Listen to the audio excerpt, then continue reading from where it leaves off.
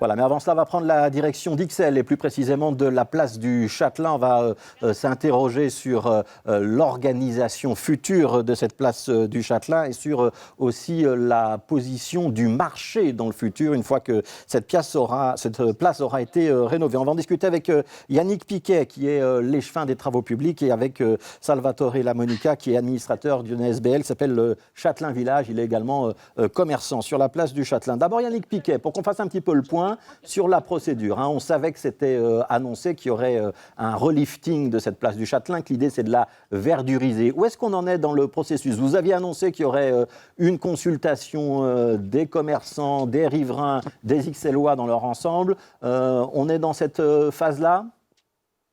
Alors, il y a déjà eu des phases de consultation. Il y a notamment eu des enquêtes qui ont été publiées pendant la crise sanitaire, où on a eu un nombre de répondants important, près de 1900 répondants à la première enquête, ce qui nous a permis de définir une charte programmatique, d'ensuite de lancer un concours d'architecture.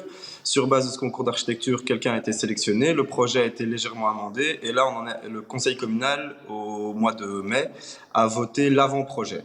Ouais. Par la suite, il y aura encore d'autres étapes. Donc, je peux revenir là-dessus après, si vous voulez, ou continuer. Ouais. Est-ce que vous pouvez nous expliquer à quoi ça va ressembler dans le futur, cette place du Châtelain? L'avant-projet que vous validez, c'est moins de places de parking, plus de verdure, c'est ça l'idée?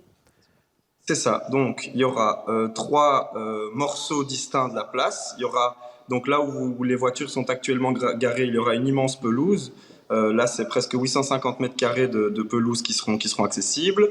Il y aura sur l'emplacement qui permet actuellement de faire le tour de la place la nuit, il y aura un carré qui sera mobilisable pour diverses activités. Il y aura en partie le marché, mais d'autres activités. Et puis, il y aura un bosquet. Sur le dernier petit bloc, il y aura un bosquet entouré d'un banc. Un bosquet qui ne sera pas accessible au public. Ouais. Alors, je précise que les images qu'on vient de voir, ce n'est pas le futur, c'est le passé. Ce sont des images du marché tel qu'il existe aujourd'hui. Je donne la parole à Salvatore Lamonica. Qu'est-ce que vous craignez, puisque j'ai cru comprendre qu'il y avait un petit mouvement d'inquiétude du côté de certains riverains, et notamment des commerçants de la place. Vous en faites partie de ces commerçants. Qu'est-ce que vous craignez avec votre ASBL Châtelain Village? C'est quoi? C'est la disparition du parking qui vous inquiète? Je pense qu'on est au-delà de certaines inquiétudes, puisque au jour d'aujourd'hui, on est conscient qu'il y aura 140 places de parking qui vont être supprimées, ce qui est énorme pour le quartier.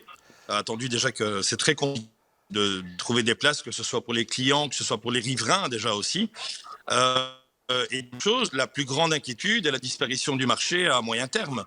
Pour la bonne et simple raison qu'avec la disposition de la nouvelle place du Châtelain, eh bien, malheureusement, le marché sera splitté dans les rues avoisinantes, devant les commerces et autres.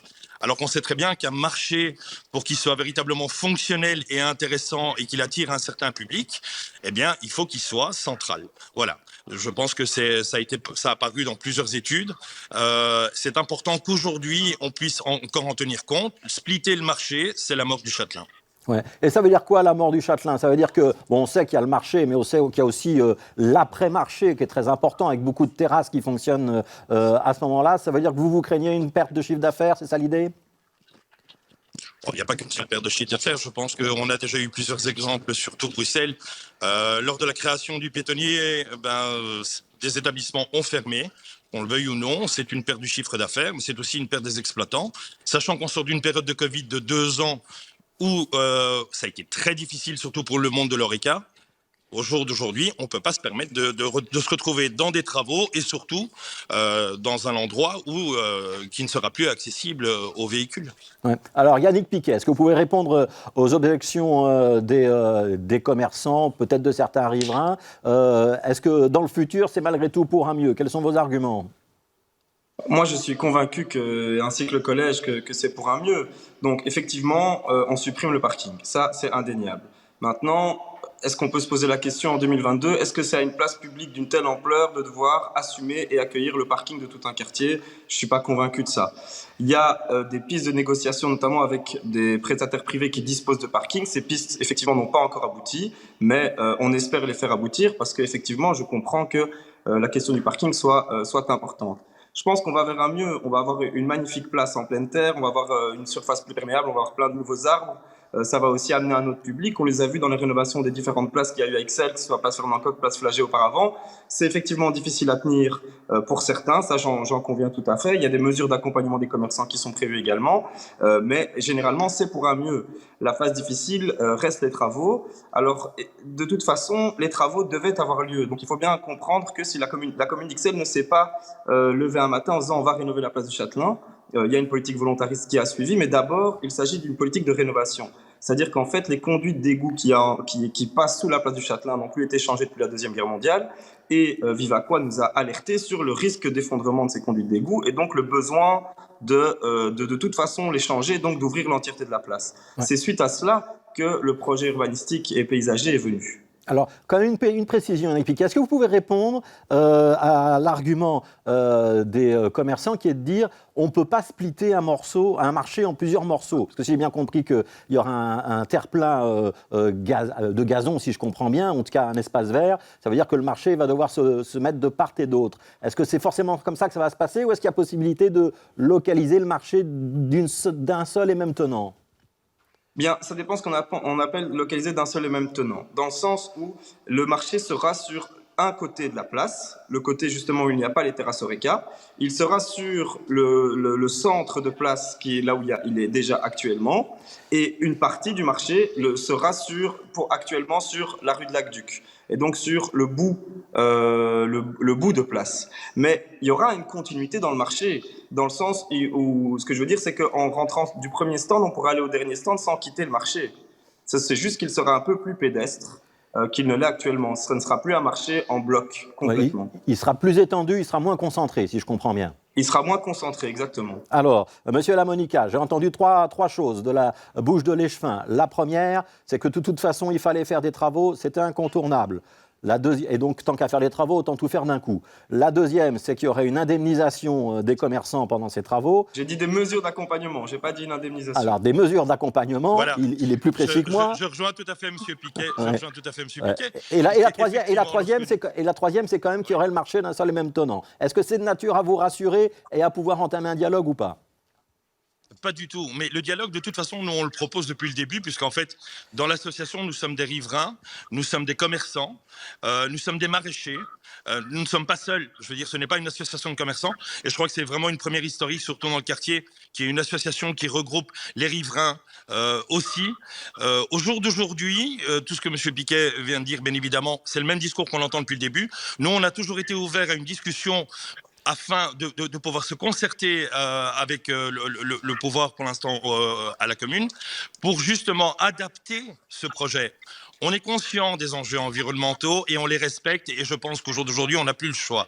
Voilà, il faut que ça se passe de cette manière-là. Par contre, nous ne sommes pas d'accord avec le projet qui est actuellement en cours, attendu qu'il n'y a même pas eu d'études réelles d'impact sur les rues avoisinantes et sur l'impact que ça peut avoir au niveau du commerce. En ce qui concerne l'accompagnement, effectivement, c'est un très bel accompagnement qu'on nous propose, puisqu'on nous donne le numéro de téléphone de quelqu'un, qu'on pourra téléphoner pendant les travaux.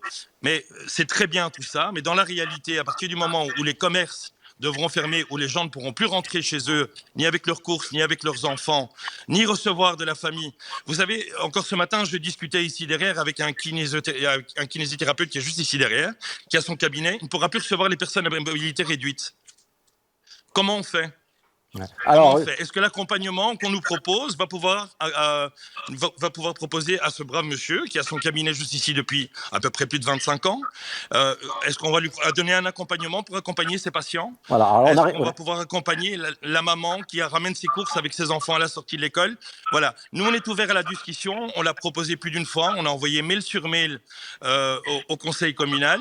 On a eu une réponse simplement maintenant, puisque les articles commencent à paraître avec la SBL, ce qui est une grande chance. C'est assez malheureux qu'on doive en arriver là, alors qu'une discussion intelligente, constructive, aurait pu être faite depuis le début. Voilà, on en comprend qu'il y a quand même beaucoup de réticence, voire de l'opposition de ce côté-là. 20 secondes pour conclure. Yannick Piquet, vous venez d'entendre... Juste une petite phrase.